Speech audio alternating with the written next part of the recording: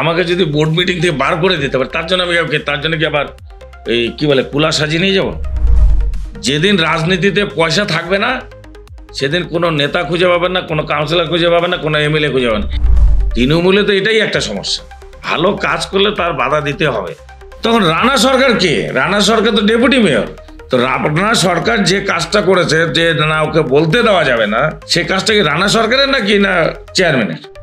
গতকাল তো core committee হয়েছে, সেখানে একটা তো রাজবংশীর নাম ঢোকানো হয়নি। কেন হয়নি? দিলীপ বর্মনকে দমাতে পারবে তখন যদি দিলীপ বর্মনকে মেরে ফেলতে পারে। করেছে ভাইচুং ভুটিয়া যখন বিধানসভা ইলেকশনে দাঁড়িয়েছে, তাদেরকে হারানোর জন্য চেষ্টা তারাই করেছে, এই দুইজন ব্যক্তি। ওম প্রকাশ মিশ্রা যখন দাঁড়ালো, তাকে কে হারালো? জনসাধারণ হারায়নি, এই মানুষগুলো হারিয়ে।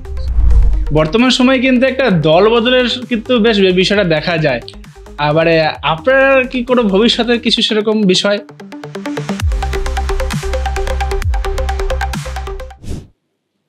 বিগত কিছুদিন ধরে রাজনীতির প্রেক্ষাপটে একটি নাম উঠে এসেছে, তা হলো দিলীপ বর্মন। শুধুমাত্র শিলিগুড়ি নয়, তার পাশাপাশি বাংলা উত্তর থেকে দক্ষিণে কিন্তু সেই নামটি প্রেক্ষাপটে উঠে এসেছে। আর রাজনীতির ভিত্তিতে তিনি কিন্তু বিগত কয়েকদিন ধরে বলাই যায় মানে মিডিয়ার ক্ষেত্রে একবারে সর্বাধিক জায়গায় রয়েছেন। আজ তিনি আমাদের স্টুডিওতে রয়েছেন।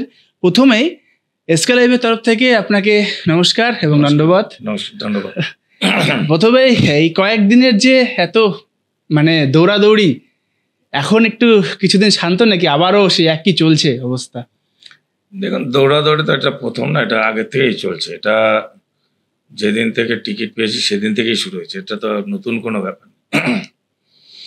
যখন টিকিট তো আমাকে শিলিগুড়ি থেকে কেউ দেয়নি, কলকাতা থেকে দিয়েছে, এবং মমতা ব্যানার্জির নীতি আদর্শের উপরে আমি রাজনীতিটা করে আসছি। এবং আগেও 2012 সাল থেকে আমি এই দলে, এবং সেটা রুদ্রনাথ ভট্টাচার্য যিনি ছিলেন আগে প্রথম এমএলএ, উনি আমার ব্যাপারটা বেশি বলতে পারবে যে দলের সততা নিয়ে কতটা কাজ করেছি করিনি, সেটা ওনারা বলতে পারবে। আর বলতে পারবে হচ্ছে সারা চম্পাশাড়ির মানুষ, যেটা আমি যে ওয়ার্ডে থাকি সেই ওয়ার্ডের মানুষ। আর এখন ইদানিং ধরুন যে মাটিগাড়া, নকশালবাড়ি, বাগান থেকে আরম্ভ করে গ্রামের দিকটা, এটা মানুষ বলতে পারবে যে আমি কতটা সততার সঙ্গে রাজনীতিটা করি। अब 10वीं और 12वीं के बाद करियर चुनना होगा आसान। Paramedical, aviation, fashion design, graphic designing, hotel management, event management, interior design, beautician और भी बहुत कुछ। आज ही जुड़िए SK live career guidance initiative के साथ। संपर्क करें अभी 8768384858। আমি রাজনীতি কম করি, কিন্তু সোশ্যাল ওয়ার্কটা আমার মেন। আর আমার প্রতিটি কাজ উত্তরের অভিযানের নামেই হয়। আর উত্তরের অভিযানের কাজ হচ্ছে যেখানে দুস্থ পরিবার, গরিব পরিবার যারা থাকে তাদের পাশে থেকে কাজগুলো করা। তো রাজনীতিতে এসে যে ঘটনাগুলো ঘটছে, কেন ঘটছে, জনসাধারণ জানেন। এবং বিশেষ করে গত 30 তারিখে যে ঘটনাটা ঘটেছে, সেই ঘটনাটা সাংবিধানিক, যদি আমার কোনো ভুল থাকে তাহলে কেউ বলুক। মানে এমন কি কথা তুললেন যার জন্য মানে আপনাকে বেরিয়ে যেতে বলা হলো? এটা তো মানে কোনো দিক দিয়ে মানে এটা মনে হয় না সাধারণ মানুষ হিসেবে কিন্তু একটু অন্যভাবে দেখছে বিষয়টাকে। ব্যাপারটা হচ্ছে, দেখুন, প্রথম কথা হচ্ছে যে অন্যায় যারা প্রতিবাদ করবে তার তো দোষ হবেই। এবং আমার 46 নম্বর ওয়ার্ডে নিউ পোকাইজোতে একটা বিল্ডিংকে ভাঙা কেন্দ্র করে এই সমস্যা। এবং এই বিল্ডিংয়ে যে প্রবলেমটা ছিল, ইলেকট্রিক পোস্ট আর বিল্ডিং একসঙ্গে। আচ্ছা। এবার সেটার জন্য একটা কমপ্লেন লেখা হয় কর্পোরেশনে, এবং সেই কর্পোরেশনের উপরে মানে কমপ্লেনের উপরে সার্ভে হয়। কর্পোরেশন থেকে লোক গিয়ে দেখে আসেন, ফটো নিয়ে আসেন, সব কিছু করার পরে এটা ভাঙার অর্ডার হয়। এবং ভাঙার অর্ডার হয়, এবং গত সম্ভবত 30 তারিখ না 28 তারিখ এরকম দিনে এটা ভাঙার অর্ডার হওয়াতে ভাঙতেও যায়। ভাঙতে গিয়ে ভাঙাও শুরু হয়। তো ইন দি মিন টাইমে কেউ ফোন করে বলে যে ওটা ভাঙতে না। কে বলেছিল তো জানা গেছে? এটা কে বলেছে যার বাড়ি ভাঙ্গার ব্যাপার ছিল সে হচ্ছে শ্যাম যাদবের লোক, যেটা আপনারা নিজেরাও জানেন। রেগুলেটেড মার্কেটে দামাঙ্গিরি করে টাকা উঠানোর থেকে আরম্ভ করে, এবং রেগুলেটেড মার্কেটে যারা মালিক পক্ষ লেবার পক্ষরাই বলতে পারবে এটা বেশি। আমি বললে বলবে যে মিথ্যা কথা বলছে, এটা যাচাই করে দেখো, কোনো অসুবিধা নেই। কিন্তু তার সঙ্গে যে থাকে পবন বলে আছে, তার বাড়ি ওটা, আর তাদের সঙ্গে রিলেশন হচ্ছে ওটার যখন ভাঙার অর্ডার হয় বা সার্ভে হয়, তখন কিন্তু পবন কিন্তু ওই রানা সরকারের সঙ্গেই দেখা করেছে যাতে না ভাঙে। আর তারপরে যাই হোক গেছে, ভাঙার অর্ডার এসে ভাঙতে গেছে, ওরাই আবার রানাকে ফোন করেছে, রানা আবার বন্ধ করে দিয়েছে। এটাই সমস্যা। সেই কথাটাই বোর্ডে উঠাতে গিয়ে তখন এই কথা চলবে না এখানে। কারণ বোর্ডেও আমি এটা করিনি যে না আমি কোনো ইনফরমেশন করি, আমি লিখিত ইনফরমেশন করেছি, এটা নিয়ে আমি প্রশ্ন করব। তো প্রশ্ন করব যখন, তাহলে তো সেই প্রশ্নটার যখন কাগজটা দিলাম তখন রিসিভ করলো কেন? যদি করতেই না দেওয়া তাহলে তখনই ক্যান্সেল করতে পারতাম। কিন্তু সেটা রিসিভ করলেন এবং মিটিংয়েও উঠলো, কিন্তু সেখানে আমাকে বলতে দেওয়া যাবে না এই কথাটা। তার মানেটা কি হল? তো উঠাতে দেবে না বলেই তো সমস্যাটা। তখন আমি তাদেরকে বললাম কেন হবে না, যে ওটা তো ভাঙার জন্য তো আমি যাইনি, এটা কর্পোরেশনের অর্ডারে ভাঙতে গেছে। কে ব্যক্তি আছে যে এটাকে মানা করে? এবার যে ব্যক্তি মানা করছে তারই গায়ে লাগবে এটা। তো রানা সরকার তখন আমাকে বললো বেশি হয়ে যাচ্ছে, বেশি হয়ে যাচ্ছে, আপনারা ফলো করবেন ভিডিও ক্লিকে। একদম, আমাদেরও প্রতিনিধি ছিল সেখানে, ছিল। এবং তার লাস্টে যখন বললাম, আমি যখন বললাম যে কি আপনি মারবেন, তখন বললো বের হয়ে যাও, বের হয়ে যাও বলছে। তো একদম, তো এটা তো অন ক্যামেরা বলবে। তো সেখানে আমার অন্যায়টা কোথায়? অন্যায় হচ্ছে এটাই যে বিল্ডিং ভাঙাটা কেন বন্ধ করা হলো, এটা প্রশ্ন করার জন্য। তো এটা যদি দোষ হয় তাহলে, আর এটাই যদি দোষ হয়, এবং আর বলবেন তো আপনি কোথায় বলবেন? বোর্ড মিটিংয়েই বলবেন। তো সেটা যদি বোর্ড মিটিংয়ে বলতে দেওয়া যায় তাহলে তো এর বিতর্ক তর্ক আসবে, সে তারই প্রতিফলন এখন চলছে।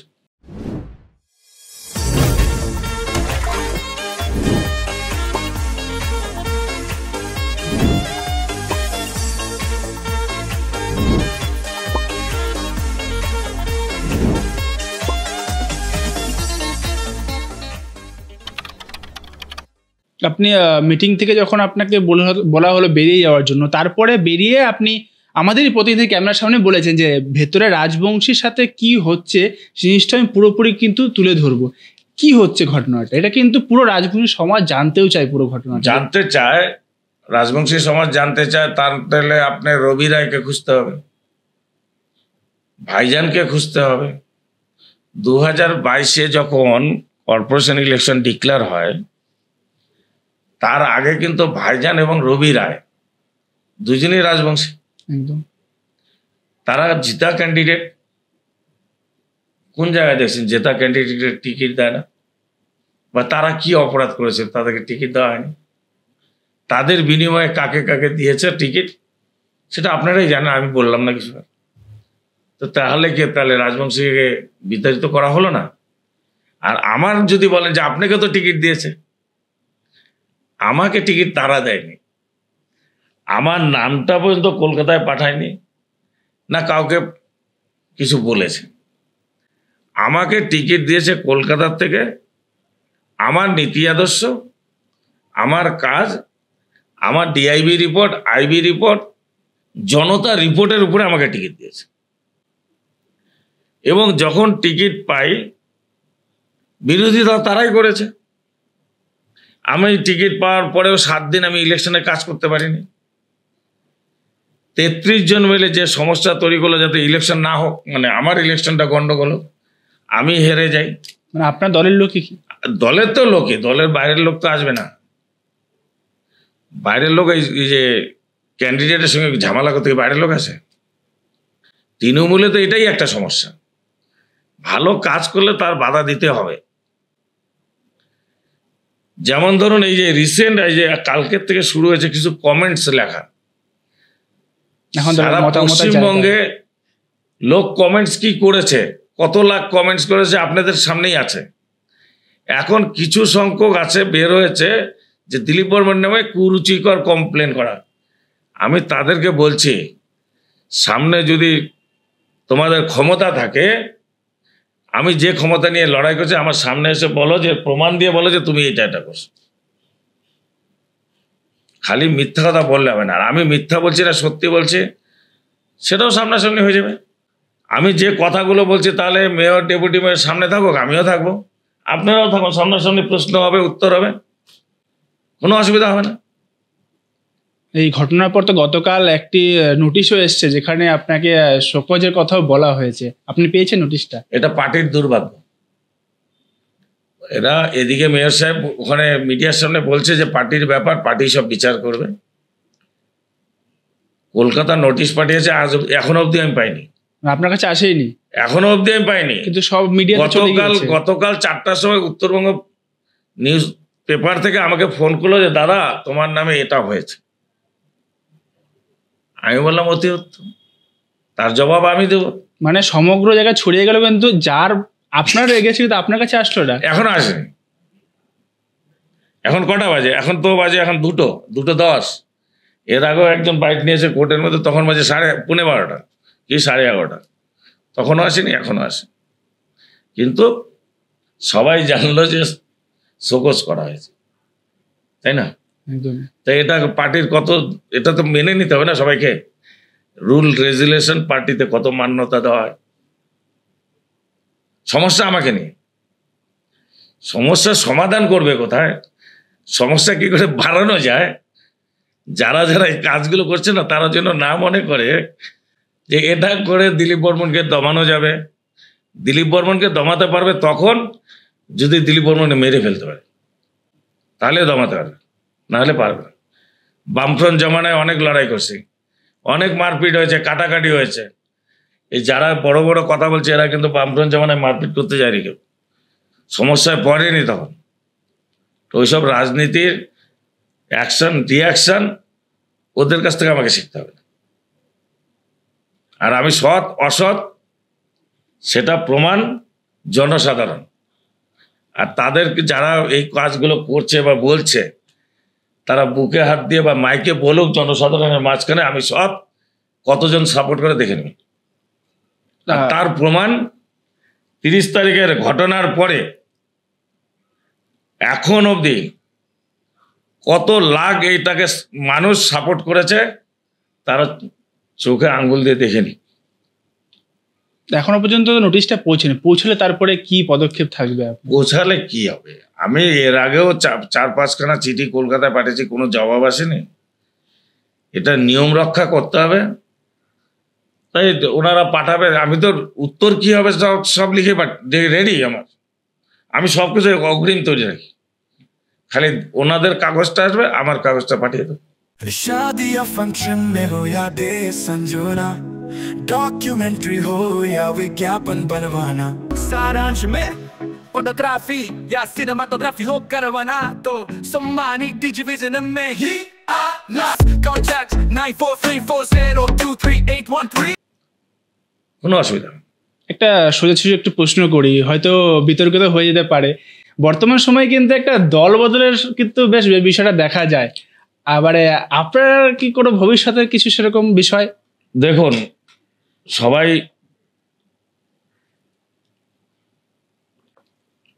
দল বদল করে করবেনটা কি আপনি বলেন? দল বদল কারা করবে? যারা দলে থেকে দলের ইনকাম করতে হবে তারা দল বদল করবে। আমি এখানে ইনকাম করা যদি থাকতাম তাহলে এই অশান্তি হতো না, তাহলে জেতার পরে 11 বিঘা জমি বের করতাম না, আর 2018 সালে 3 বিঘা জমি খালি করতাম না। সেটা মমতা ব্যানার্জির আশীর্বাদে, ওনার কথাতেই ওই জমিটা খালি হয়েছে। তখন তো এনারা ছিলেন, তো কেন ওনারা ওই জমিটা দখল হয়ে গেছে, হিম্মত চৌহান দখল করে বিক্রি করে দিল বিল্ডিং বানিয়ে, তখন কেন তাকে আটকালো না? আটকানি কেন? আমাকে ঢুকতে হলো ওখানে। আর যখন ওটাকে বন্ধ করলাম তার জন্য আমি কি খারাপ?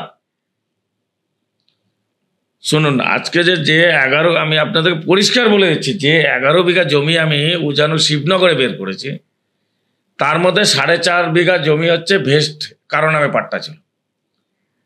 যে 4.5 বিঘা 5 বিঘা জমি আপনি ওখানে কোনো কৃষি করছেন না, কিছু করছেন না, ওইভাবে পাট্টা হয় না। যাই হোক, সেটাকে কোনোভাবে লিখিতভাবে ওটাকে ক্যান্সেল করা হয়েছে বিএলআর অফিস থেকে। তাহলে 4.5 গেলে 11 থেকে তাহলে থাকে কত? 7 বিঘা জমির মধ্যে খোকন মোটরসের মধ্যে প্রায় 4 থেকে 5 বিঘা জমি আছে, 2 থেকে 2.5 বিঘা জমি আছে ফরেস্ট বলে লেখা আছে। দেখবেন কোনো জায়গায় যদি জঙ্গল থাকে এবং জমির মালিকানা না থাকে, ফরেস্ট কিন্তু ওই জায়গাটা ডিপার্টমেন্ট এসে লিখে দেবে, জঙ্গল যেত তাকে ইংলিশে লিখবে ফরেস্ট, জঙ্গল লিখবে না। যে ওটার ফরেস্ট বলে বেলওডার সেটা কিছু করতে পারছে না। আমি ডিওফোকে চিঠি করেছি, এই যে আপনার এটা কি বলে জলপাইগুড়ি যেতে এখানে ডিওফো যে আছে তাকে করেছি, বাগডোগরায় করেছি, কার্শিয়াঙে করেছি, তারা বললে এই জমি আমাদের না। জমিটা কাদের? এবার মেয়রকে বললাম আপনি তাহলে ডিওফোকে চিঠি করেন, তাহলেই হয়ে যায়। ডিওফোকে দেখেন, আমি এক কাউন্সিলর বা এমআইসি, আমার পাওয়ার মেয়রের পাওয়ার কিন্তু অনেক বেশি। তো উনি তো যদি চিঠি করে বলতো যে যদি আপনাদের এটা ফরেস্টের জমি না হয় তাহলে আপনারা আমাদেরকে লিখে দিন, তাহলে আমরা আমাদের কাজে লাগাবো। উনি তো করলেন না। খোকন মোটরসকে ডেকেছিল যে পেপারস নিয়ে যেতে, উনি পেপারসও নিয়ে যায়নি, দেখাটা করেছে। তারপরে আজ অবধি সেই জমি ভ্যাকেন্ট নেই। কেন হলো না? তো সেখানে সেই কথাটা বলতে গেলে আমি খারাপ।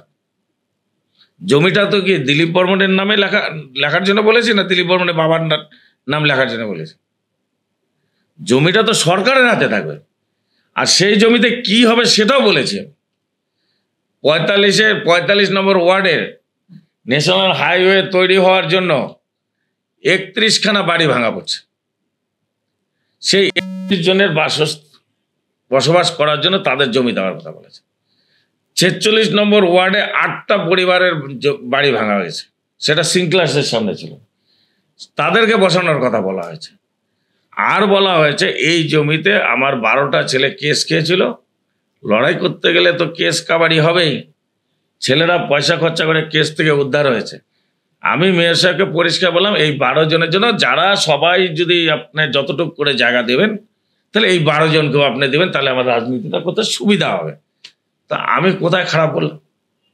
আর সেটা বললাম যখনই, তখনই উনি বললো যে না এসব হবে না, খালি 45-এর লোক থাকবে। কারণ জমি হচ্ছে 46 নম্বর ওয়ার্ডে। আমি তো বলিনি যে না 45 নম্বর ওয়ার্ডের লোক থাকবে না। 45 নম্বর ওয়ার্ডেরও লোক থাকবে, 46-এরও লোক থাকবে, দরকার হলে অন্য জায়গারও যদি লোক হয় সেও থাকবে। কিন্তু সেটা আপনি হতে দেবেন না কেন? জমিটা তো আপনি খালি করেন নাই। আর ওর মধ্যেও অনেক জমি আছে এখনো, আমি এটা অন রেকর্ড বলছি, বাউন্ডারি দেওয়া আছে, সেই জমিগুলোকেও আমি ক্লিয়ার করতে বলছিলাম। সেই জমিগুলো কারা বিক্রি করেছে তো সেটা গিয়ে তদন্ত করলে আপনারাই বুঝতে পারবেন। বলতে গেলে তো তারই নাম বলতে হয়, সব তারই মাস্তুতো ভাই, পিস্তুতো ভাই, জ্যাঠাতো ভাই, খুড়তুতো ভাই, তারাই তো করেছে না। ওনাদেরকে আমার চ্যালেঞ্জ যে দেখাক না উনি দিলীপ বর্মন কোনো জায়গায় গিয়ে জমি দখল করেছে। রিসেন্ট আজকে প্রায় বছর 6-7 মাস আগে আমি ঢাকনি কাটায় প্রায় 10-12 কাঠা জমি বের করে দিয়েছি। বিয়ালোরা গিয়ে তার সীমান মার্কিং করে আসছে। চম্পাশাড়ি মুরগি বাজারের পিছনে 2018 সালে 3 বিঘা জমি বের করে দিয়েছে। তো এই জমিগুলো যে বের করে দিয়েছে, যখন জমিগুলো কোনো কিছু করবেন সেই ওয়ার্ডের কাউন্সিলরের সঙ্গে কথা বলবেন না। আপনি অন্য ওয়ার্ডের কাউন্সিলরকে দায়িত্ব দিচ্ছেন, তার মানেটা কি? অন্য ওয়ার্ডের কাউন্সিলরকে দিয়ে করাবেন যাতে দিলীপ না জানে। জমি দখল সত্ত্ব এনে দেবো আমি, কাজ করাবেন অন্য জায়গায়। আর এইসব জন্য যদি ভুল হয়ে থাকে তাহলে এরকম ভুল আমি বারবার করব। মানে আপনার কথা থেকে কিন্তু একটা স্পষ্ট যে মানে দলের বিরুদ্ধে আপনি বহুবার কিন্তু মুখ খুললেন, মানে উপর থেকে কোনো চাপ আসছে না? দেখুন, আমি তো খালি বারবার একই কথা শুনি, যেখানে যাই মিটিং হয়। আমরা বন্ধুগণ, আমরা বলছি মমতা ব্যানার্জির নীতি আদর্শের উপরে আমরা রাজনীতি করি। দিদি যেভাবে নীতি, আদর্শ দিবেন, সেইভাবে আমরা চলবো। কোথায় নীতি আদর্শ? দিদি কি বলছে কি এই জমিগুলো কি নিজেরা বিক্রি করে খাওয়ার জন্য? এই সরকারি জমিগুলো যারা দখল করে নিয়েছিল তাই সেটাকে কি এনে দেওয়াটা কি ভুল? নীতি আদর্শ তারা মানছে না, আমি মানছি, প্রমাণ হোক না এখানে। নীতি আদর্শ যদি কথা বলে তাহলে 46 নম্বর ওয়ার্ডের মানুষের কাছে জিজ্ঞাসা করুক নীতি আদর্শ কাকে বলে। মাটিগাড়া, নকশালবাড়ি, বাগানের যে গ্রামীণ জায়গাগুলো আছে সেখানে গিয়ে নীতি আদর্শ জিজ্ঞাসা করুক। ভোটের সময় কোটোরা মানে কি আমাদের বাংলায় বলে হচ্ছে বাটি, বাটি নিয়ে যায় ভিক্ষা করতে, আর হচ্ছে ভোট শেষে সেই লোকগুলোর সঙ্গে সাক্ষাৎ নেই। এবার বাগানে বোনাস কম ছিল, কই একবারও তো কাউকে দেখিনি। কিন্তু দিলীপ বর্মন কিন্তু ওখানে গিয়ে 5,000 মানুষকে কিন্তু নতুন কাপড় দিয়ে সেই জায়গাগুলো মেকআপ দিয়ে আসে। এটা কি করা কি তাহলে দল বিরোধীদের কাজ হয়েছে? হ্যান্ডিক্যাপদের জন্য ট্রাইসাইকেল দেওয়া হয়, তো সেটা কি দল বিরোধী কাজ? মানুষের ওষুধের টাকা দেওয়া হয়, সেটা দল বিরোধী কাজ? মেডিকেলে ব্লাড লাগলে পরে দিলীপ বর্মনকে ডাকা হয়, সেখানে ব্লাডটা দেওয়া হয়, সেটা কি দল বিরোধী কাজ? তো এই ধরনের কাজ করতে গিয়ে তারা যদি ভাবে যে দল বিরোধী, তাহলে দল বিরোধী কোনো টেনশন নেই। দলে কি আমি আসি ইনকাম করতে? আমার যা ইনকাম করার ছিল প্রপার্টি যতটুকু বানানো ছিল আগে বানিয়ে তারপর রাজনীতিতে আসি। সক্রিয় রাজনীতিতে আমি যখন আসছি তখন আমার বাড়ি ঘর, বড় মেয়ের বিয়ে দেওয়া সব করে তারপর আসছি। আপনি কিছুদিন আগে আমরা একটা বক্তব্য দেখছিলাম, আমাদেরই চ্যানেলে দিয়েছেন, সেখানে বলছেন যে ভোটের সময় রাজবংশী মানুষকে দরকার হয়, কিন্তু ভোট চলে গেলে তাদের কথা কেউ শোনে না। মানে এটা আপনি মানে খালি রাজবংশী না, মানে কিভাবে মানে বলছেন? আমি তো বলছি তো আমি এখনো বলছি খালি রাজবংশী না, গরিবের কাছে নেতারা যায় হচ্ছে ভোটের জন্য। খালি ভোট শেষ হওয়ার পরে কোনো নেতাকে খুঁজে পাওয়া যায় না। बेटा खाने का स्वाद सिर्फ मसालों से नहीं आता, प्यार से आता है।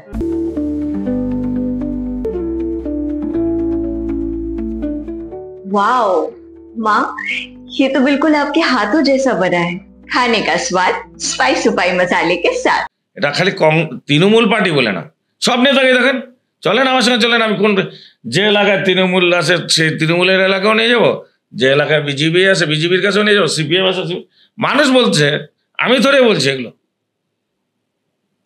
আমি বলছি না তো।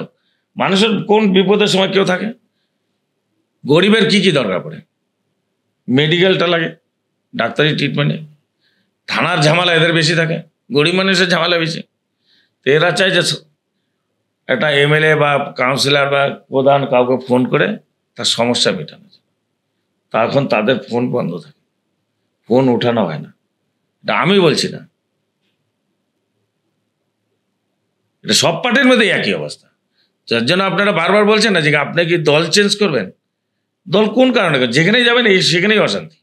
না মানে অনেকে বিগত দিনে দেখেছি মানে বলেছে দলে থেকে কাজ করতে পারছে না বলে দল পরিবর্তন করে। দল পরিবর্তনটা, দল ছাড়া আমি কাজ করিনি। 2022-এ আমি মানে কাউন্সিলর হলাম, আমি 2012 সাল থেকে কাজ করে যাচ্ছি। জিজ্ঞাসা করবেন 46 নম্বর ওয়ার্ডে গিয়ে, মানুষের রাস্তাতে কাদা ডাম্পার দিয়ে মিশালি ফেলে দিতাম, মানুষের বাড়িতে খাওয়া নেই, খাওয়ার পোষায় দিলাম। আমি তাকে তো 12 মাস খাওয়াতে পারবো না, যতটুকু করতে পারছি অতটুকু তো লোক বলবে। করোনার সময় করোনা পেশেন্টকে গিয়ে কেউ না নেতারা কেউ নিয়ে গেছে মেডিকেলে, আমি নিজের গাড়িতে বসে নিয়ে গেছি। লকডাউনের সঙ্গে সময় গ্রামে গ্রামে গিয়ে আমরা যতটুকু পারছি খাবার, তৈরি খাবার, ড্রাই খাবার থেকে আরম্ভ করে আমরা দিয়ে আসি। দেখবেন আমাদের ভিডিও ক্লিপগুলো, উত্তরে অভিযানের ভিডিও ক্লিপগুলো দেখবেন আপনারা। আমি তো সামনাসামনি বলছি তো। আর যারা যারা বড় বড় বলছে আমার নামে, মানে উল্টাপাল্টা কমেন্ট কালকে থেকে শুরু করছে, তাদেরকে বলি তোমরা এইসব কাজ করে তারপর কমেন্ট করে, তাহলে ভালো লাগবে। আর যদি মানুষ জানতে পারে যে সেই ব্যক্তি তুমি, তাহলে কি করবে মানুষ, সেটা মানুষই বলবে। এই সামনে বিধানসভা, তারপরেই কিন্তু কর্পোরেশনের ভোট। বিধানসভা ভোটে কি কোনো চেহারা দেখা যাবে নাকি কর্পোরেশন? জানি না, এটা এটা দলের সিদ্ধান্ত। দল কাকে দাঁড় করবে না করবে দলের ব্যাপার। দল যাকে দাঁড় করবে তার পিছনে খাটা উচিত আমি মনে করি। কিন্তু যা পরিস্থিতি, এই দুইজনের মধ্যে কেউ যদি থাকে আমি নেই। মানে বলছে মেয়র ডেপুটি মেয়র থাকে। এই দুইজনের মধ্যে যেখানে ক্যান্ডিডেট করে আমি নিয়ে, আমি পরিষ্কার বলি, ওরা তারা তো কি করেছে, ভাইচুং ভুটিয়া যখন বিধানসভা ইলেকশনে দাঁড়িয়েছে তাদেরকে হারানোর জন্য চেষ্টা তারাই করেছে, এই দুইজন ব্যক্তি। আপনার ওম প্রকাশ মিশ্রা যখন দাঁড়ালো তাকে কে হারালো? জনসাধারণ হারায়নি, এই মানুষগুলো হারিয়ে দিয়েছে। তো তাহলে ওনার জন্য আমি কেন কাজ করতে যাব? উনি আমার কোন কাজটা ভালো করছে? আমাকে যদি বোর্ড মিটিং থেকে বার করে দিতে পারে, তার জন্য আমি তার জন্য কি আবার এই কি বলে কুলা সাজিয়ে নিয়ে যাবো যে আসুক আমার বাড়িতে নতুন করে? এটা করবো আমি? নিশ্চয়ই করবো না। ওনারা পিছনে মারে তীর, আমি সামনে মারি। আমি রাজবংশী, যার জন্য রাজবংশীরা যা বলে সামনাসামনি বলে, ওইভাবে উল্টা পাল্টা কথা পিছনে বলা আমি পছন্দ করিও না, না করবো না। আবার বাবা করছে কোনোদিন না, আমি। বিধানসভার পরে তো কর্পোরেশনের ভোটটা রয়েছে, এত কিছু বিরোধে বলছেন, যদি টিকিট না পান? আমি হ্যাঁ, টিকিটের কি দরকার আছে? আমি তো একটা বারবার একই কথা বলছি, টিকিট নিতে হবে, দাঁড়াতে হবে, জিততে হবে। কি এখানে কি মোহ আছে কিছু? কাকে লাগবে টিকিট? সবাই তো টিকিটের জন্য মানে যারা দরকার তারা তো চুপ করে আছে, দেখলেন না সেদিনকার সবাই চুপচাপ, কোনো অসুবিধা হচ্ছে না। তাদের চাকরি বাঁচাতে হবে, আমার চাকরি না তো এটা। আমার প্রধান কাজ হচ্ছে প্যান্ডেলের ব্যবসা। এটার মধ্যে আছে কি? এটা তো গরিবকে চুষে খাওয়ার জায়গা, কারো সম্পত্তিকে লুট করার জায়গাটা। যার জন্য ওটাতে তারাই তেল মারবে যাদের ওটার দরকার আছে। আমার তেল মারার কোনো দরকার নেই। আমি তো আগা করেই বলছি, আপনাদের মাধ্যম দিয়ে একটা কথা বলি, যেদিন রাজনীতিতে পয়সা থাকবে না সেদিন কোনো নেতা খুঁজে পাবেন না, কোনো কাউন্সিলর খুঁজে পাবেন না, কোনো এমএলএ খুঁজে পাবেন না, কেউ দাঁড়াতে যাবে না। পয়সা কামানোর যদি রাস্তা বন্ধ হয়ে যায়, জনসাধারণের উচিত যারা এইভাবে পয়সা ওঠে তাদেরকে সেই হিসেবে হিসাব করা উচিত। পয়সা না থাকলে কেউ রাজনীতি করতে পারবে না। এখানে পয়সা আছে বলে কাকে কে বসাবে, কে উপরে যাবে, এটা চলছে। আর তৃণমূলে তো হচ্ছে লাইসেন্স। একটা ওয়ার্ডের প্রেসিডেন্ট হলে তার একটা লাইসেন্স হয়ে গেল,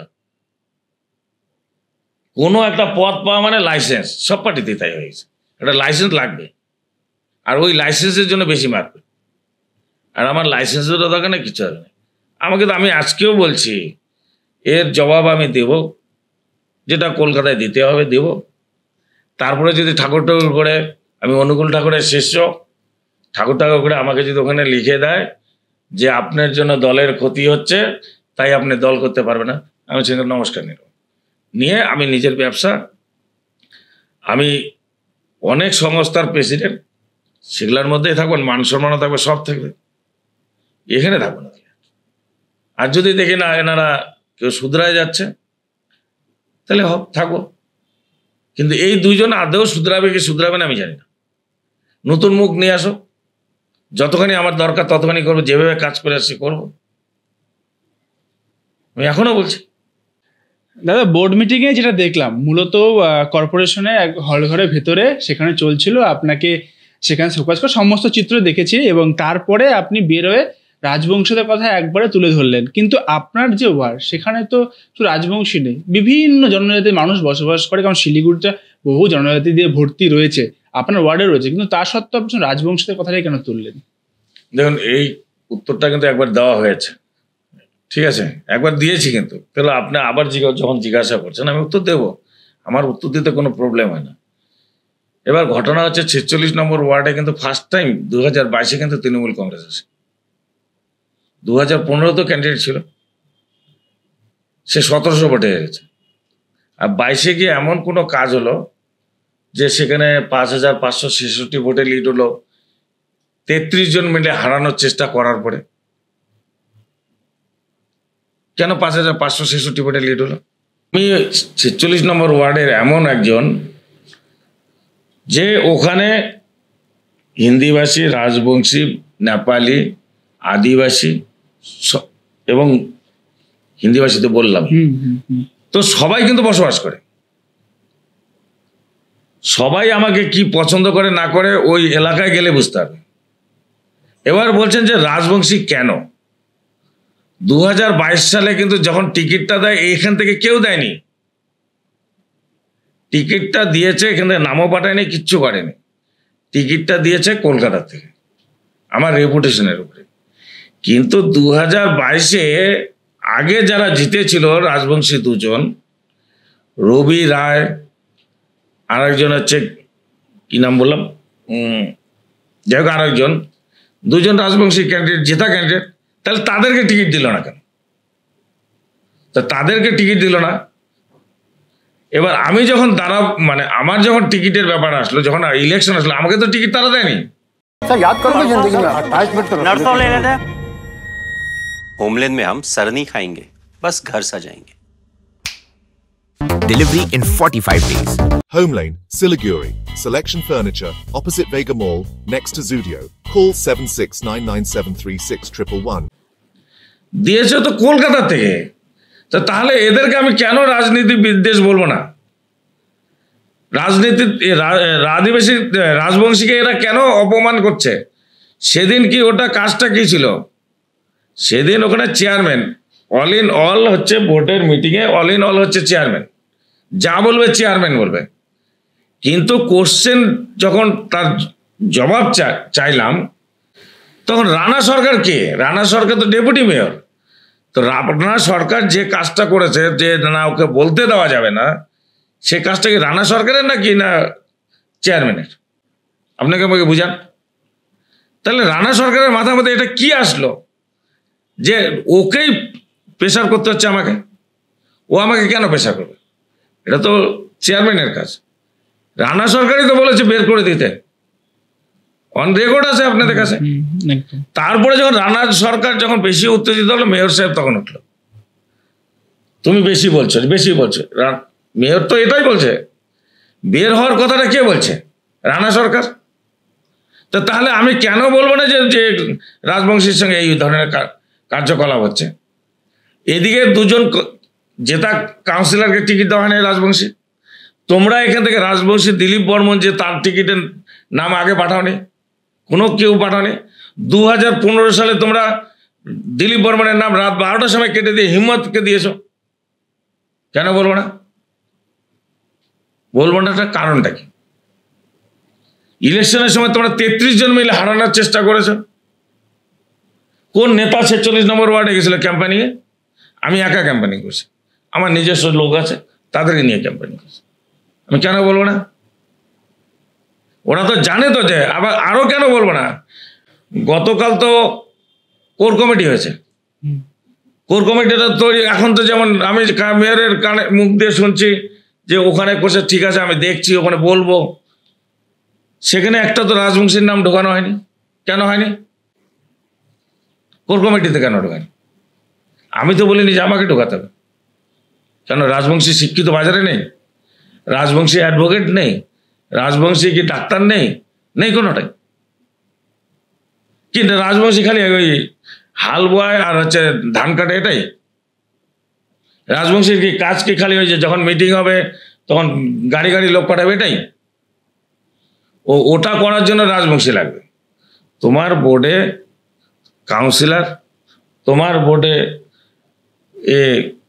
কোনো মেম্বার রাখবে না, আর বলা যাবে না। ওনাদেরকে জিজ্ঞাসা করেন তো যে একটা ওয়ার্ডের রাজবংশীর ছেলে কোনো ওয়ার্ডে বুথ কমিটির প্রেসিডেন্ট আছে? বলুক না, আমি না জিজ্ঞেস করে তো কথা বলছি না। মেয়র সাহেব তো এমন অবস্থা যে কুন্তল রায় রাজবংশী সেটাও জানে না। কুন্তল রায়কে বলে দিল রাজবংশী, বক্তব্য তিনি বলেছেন। বলেছে কি বলেনি? একদম। তো কি উনি তো কুন্তলকে কেন নিল? যে দিলীপ বর্মনকে একটু যাতে ডাউন করা যায়। কিন্তু যে কুন্তল রায় যে ব্রাহ্মণের ছেলে, উনি জানে না, ওনার কাউন্সিলর উনি জানে না যে সে রাজবংশী না ক্ষত্রিয় না কি না জেনারেল কাস্ট, উনি জানে না। এই তো মেয়রের অবস্থা।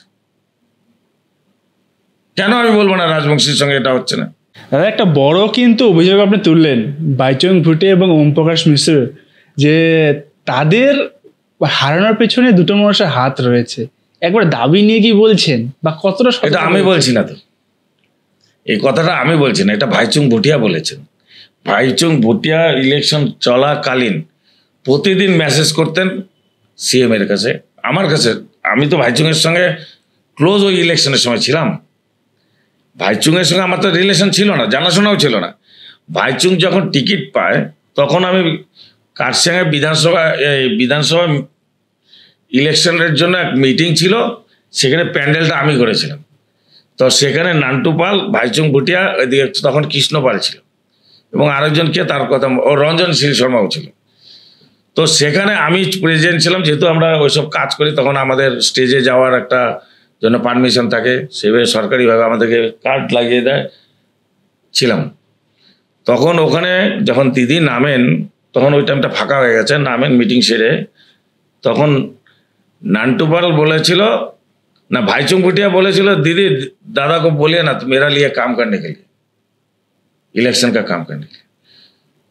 তখন ভাইচুং ভুটিয়াকে বলার পরে নান্টু পাল বলল তখন যে 2015-তে যে বিধানসভা ইলেকশন হলো, দিলীপ নির্দলে দাঁড়িয়েছিল, ও 1800 ভোট পেয়েছে। তো দিদি তো কথা একটু মানে কোন সময় ভালো রাগ দুটাই থাকে। তো উনি বললো আমাকে, আমার সামনে এসে বললো আমি এসব জানি না, তুমি নির্দলে দাঁড়িয়েছো না কিসে দাঁড়িয়েছো আমার দেখার দরকার নেই, তোমাকে ওই ভাইচুংয়ের হয়ে কাজ করতে হবে। আমি বললাম আপনার আদেশ, আমি মেনে নিলাম, আমি করবো। তখন আবার এই ভাইচুংয়ের সঙ্গে কাজ করা শুরু করলাম। ভাইচুংকে তো 24 ঘন্টা আমি টাইম দিয়েছি। কমপ্লেন আমি বলছি না, কমপ্লেন ভাইচুংয়ের। আপনারা দরকার হলে ভাইচুংকেও জিজ্ঞাসা করতে পারেন, কোনো অসুবিধা নেই। ভাইচুং লাস্টে তৃণমূল ছেড়ে আবার পরে সিকিম চলে গেল কেন? ভাইচুংকে তো খেলার দায়িত্ব দেওয়া ছিল স্টেডিয়ামে, কোনো কিছু করতে দিত না এদেরকে, যার জন্য ভাইচুংকে তো চলে যেতে হচ্ছে। তারপরে নিয়ে আসলো ওম প্রকাশ মিশ্রাকে বিধানসভাতে 2000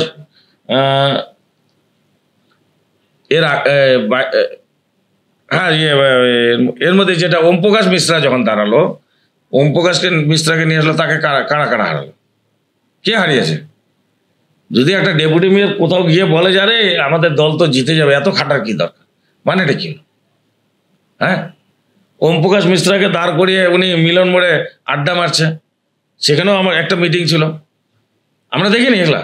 আমি দেখে বলি, না দেখে বলি না। প্রমাণ যদি হয়, ওম প্রকাশ মিশ্রাও কমপ্লেন করেছে, লিখিত কমপ্লেন, ভাইচুং ভুটিয়াও লিখিত কমপ্লেন করছে। এটা আমার কথা না। কারা কি করেছে না করেছে সেটা ভাইচুং ভুটিয়াও যেমন কমপ্লেন করেছে, ওম প্রকাশ মিশ্রাও কমপ্লেন। ছোট একটি বোর্ড মিটিং থেকে একটা বড় একটা অভিযোগ, মানে ব্যক্তিগত কোথাও বিষয়টা চলে যাচ্ছে। আমার সঙ্গে তাদের কোনো ব্যবসারও ব্যাপার নেই, বা ওই রাজনীতিতে উনি বড় আমি ছোট বলে এরকম কোনো ব্যাপার নেই। আমার একটা কথাই, আপনার কোন ওয়ার্ডে আপনারা কি করছেন আমার দেখার দরকার নেই। আমার ওয়ার্ডে আপনি আসবেন, আপনার ওয়েলকাম থাকবে সবসময়। আপনি আসবেন একজন মেয়র হিসাবে আসবেন, আপনি আসবেন মেয়রের যা দায়িত্ব, একটা পরিবারে যদি গার্জিয়ান থাকে তো গার্জিয়ান বাবা যা আদেশ করবে ছেলেপেলেরা সেটা মানবে, তাই তো? এবং ছেলেপেলেরা যদি ভুল করে তাহলে বাবা ডেকেও তাকে বকা দিতে পারে। কিন্তু এখানে কি হচ্ছে, আমি যা বলবো তাই করতে হবে, বাদ বাকি কেউ কিছু করতে হবে।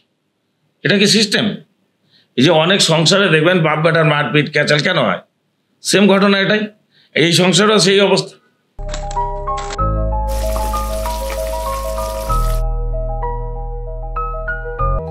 वाह कितना स्वादिष्ट खाना। मेरे हाथों में तो जादू है। मेरे हाथों के साथ साथ स्पाइस सुपाई मसाला का भी कमाल है।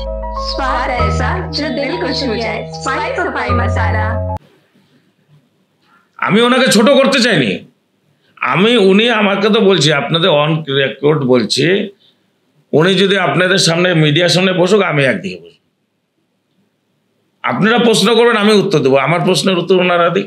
সেই ঘটনার পর তো আপনার মুখোমুখি হয়েছিল না? আমার তো মুখোমুখি, আর তো আমি নমস্কার নিচ্ছি এখন, যে আমি আর এদের সঙ্গে মুখোমুখি হতে চাই না। এখন এই 1.5 বছর আছে বোর্ডের, তার মধ্যে যে কদিন যাওয়ার দরকার পড়বে যাবো, আসবো, ব্যাস এতটাই, আর দরকার নেই। কারণ হচ্ছে যারা মুখে খালি দলের নাম বলে, কাজে দলের নাম করে না, দলের কাউন্সিলরদেরকে কি সুবিধা হবে অসুবিধা হবে তাদের কাছে জানার চেষ্টা করেন না, আমি অল ইন অল বললেন, তাদের সঙ্গে আর কোনো কথা, কি কথা বলবো এখানে? কথা তো তখন ভালো লাগবে যখন আন্ডারস্ট্যান্ডিং থাকবে। আজকে 47 জন কাউন্সিলরের মাঝে তো একজন মেয়র করা হয়, একদম ডেপুটি মেয়রও একজন করা হয়, চেয়ারম্যানও একজন। তো তাদের যদি কোনো ভুল থাকে, আমাদের যদি কোনো ভুল হয়, তাদের তো সংশোধন করার দায়িত্ব তাদেরই তো বোঝা উচিত। এই বাড়িতে 10টা ছেলে আছে, কোন ছেলেটা বদমাশ কোন ছেলেটা ভালো এটা তারা জানে, কোন ছেলেটা পড়াশোনায় ভালো গার্জিয়ানই বলতে পারবে। তো বদমাস ছেলেকে দেখবে মারা বেশি আদর করে, কেন করে? যাতে ও বদমাশিটা না করে, তাই তো? আমি মেনে নিলাম আমি বদমাস, কিন্তু আমি যে কাজগুলো করেছি তাহলে আমার সঙ্গে আলোচনা না করে কাজগুলো করবে কেন? জানে তো এর মুখ ভালো না, জানে তো যে সবসময় প্রোটেস্ট করবেই, তাহলে ওই জমি ভাগ করব, করব না করব, আমার ইচ্ছা হলো এই বাজারটা উড়িয়ে দেব, তাকে বলার দরকার নেই। চম্পাশাড়ি মোড়ে যখন বাজার ভাঙতে যায়, আমি ইলেকশনে জেতার পরে বলছি এই বাজারে যতগুলো ছেলে আসে এই সব দোকানদার কিন্তু আমার ওয়ার্ডের, যদিও 45-এর মধ্যে আসে। তো এদের জন্য একটা ব্যবস্থা করে দিয়ে তারপর ওঠানো। সেটা না শুনে উনি একদিন পাঠিয়ে দিল গাড়ি ঘোড়া একদম ভাঙাচোরা করে, আমি আটকালাম। আমাকে তো মানুষকে বাঁচাতে হবে। মমতা ব্যানার্জি বলেছে ভাঙার আগে আগে তাদের ব্যবস্থা করে দিতে। আমি কারো ব্যবস্থা করব না, ভেঙে দেবো। লোকগুলা কি খাবে, তার বউ বাচ্চা কীভাবে চলবে, তার ছেলে মেয়ের পড়াশোনা কীভাবে চলবে, সেটা চিন্তা করবো না? কার চিন্তা করার কাজ? যে পাওয়ারে থাকবে, যে বাড়ির গার্জিয়ান, তার দায়িত্ব এটা চিন্তা করার। তো সে সেটা চিন্তা করছেন না। 47টার মধ্যে ওনারা 3 জনকে আলাদা ধরো, তাহলে থাকলো কতজন? 44 জন। 44 জন ছেলে মেয়ে তো তারা আছে, তো তাকে তো একটা স্তর হিসাব করেই দেবো আমার, ঠিক আছে? মা অনেক সময় কাউকে বেশি ভালোবাসে, কাউকে কম ভালোবাসে, সেটাই দেখো। কিন্তু তো তার ভালোবাসার তো একটা তারতম্য থাকবে। এটা তো না যে ছেলেটা ইনকাম করে নিয়ে আসছে আর সেই ছেলেটাকে বাদ দিয়ে আমি অন্য ছেলেকে বলবো তুমি বুঝিয়ে দেখো। এখানে তো তাই হচ্ছে। দেখবেন অনেক সংসারে দেখবেন যে বিশেষ করে হিন্দি ভাষীদের মধ্যে কোনো ছেলে বাইরে কামাতে যাচ্ছে, ওই ছেলে এখানে আছে ওখানে আছে, 2 ছেলে বাড়িতে আসে, বড় ছেলে কামাই করে পয়সা পাঠাচ্ছে, বাবা জমি কিনতেছে, সব করছে, বাবা না কিনলো। যখন বাবা মারা গেলেন তখন বাটোটার সময় তখন ওই ভাইদের মধ্যে খেঁচাল, কিসের জন্য? সম্পত্তি নিয়ে গেছে। বাবা যদি তখনই ঠিক করতেন যে না এই ছেলে আমার টাকা পাঠিয়েছে, তাহলে ওর এই সম্পত্তি এইভাবে করি, তাহলে ওকে জিজ্ঞেস করে তাহলে এই ঘটনা ঘটত না। এটা আমার ওয়ার্ডে তো প্রচুর আছে, অনেক ওর জায়গায় আছে। তো এইভাবে যদি করতো তাহলে এই ঘটনা ঘটে না। আজকে ওনার সঙ্গে আমার কিসের ঝগড়া? আমি তো যখন ইলেকশনে টিকিট পাওয়ার 7 দিন পরে ওনার কাছে গেছিলাম, আগে অনেক ঝগড়াঝাটি হয়েছে, আমি তা ওনার সঙ্গে কথা বলে মাপ চেয়ে গলা মেলায় আমি বললাম দাদা এখন থেকে যা করব আপনাকে জিজ্ঞাসা করে করব। উনি ক্ষমতা থাকলে উনি আমার সামনে বলুক যে না ওনাকে জিজ্ঞাসা না করে কোনো কাজ করছে, কিন্তু উনি তো আমাকে জিজ্ঞাসা করছেন না। এটা কি সঠিক? ডাল চাল আমার, গৌরাঙ্গ তোমার, এই অবস্থা এখানে। তো তাহলে তো সমস্যা হবেই। আমি দলটাকে ভালোবাসি, দল করতে ভালোবাসি। দল করতে গেলে আমি জানি সমাজের কাজ বেশি করতে হবে, কিন্তু ওনারা যদি বাধা দেয় তাহলে আমার কিছু করার নেই। মানে শেষের 2টো লাইন কিন্তু সত্যি একবারে মানে বাস্তব কথা তুলে ধরলো দাদা। অনেকটা সময় আমাদের সাথে আজকে এসকে লাইভের স্টুডিওতে এসছেন, অনেক ধন্যবাদ জানাবো।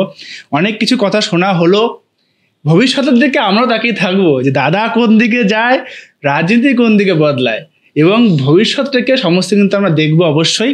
আপাতত বিদায় নিচ্ছি, একটু থাকুন এসকে লাইভ। ধন্যবাদ, নমস্কার। 6 रुपया में 1 करोड़ 6 रुपया केवल 6 रुपया में 1 करोड़ 6 रुपया में 1 करोड़ के 1 करोड़ केवल 6 रुपया में किन्नुहोस् डेढ साप्ताहिक लटरी केवल 6 रुपैयाँमा अनि जित्नुहोस् पहिलो पुरस्कार 1 करोड रुपैयाँ। 6 रुपया में 1 करोड़ 6 रुपया में 6 रुपया। डेढ साप्ताहिक लटरी, भाग्य बदलिने बाटो।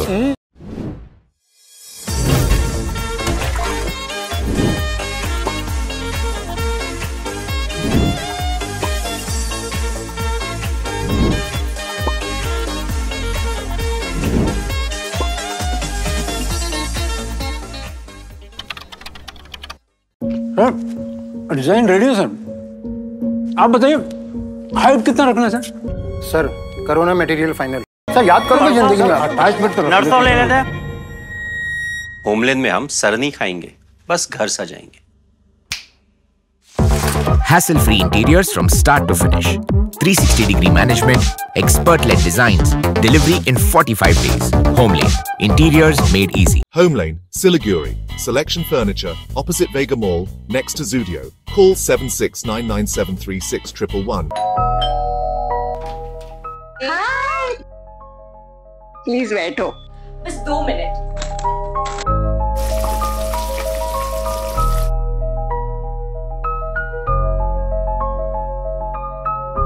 वाह प्रिया, कितनी अच्छी खुशबू आ रही है। पहले खाओ फिर तारीफ करो।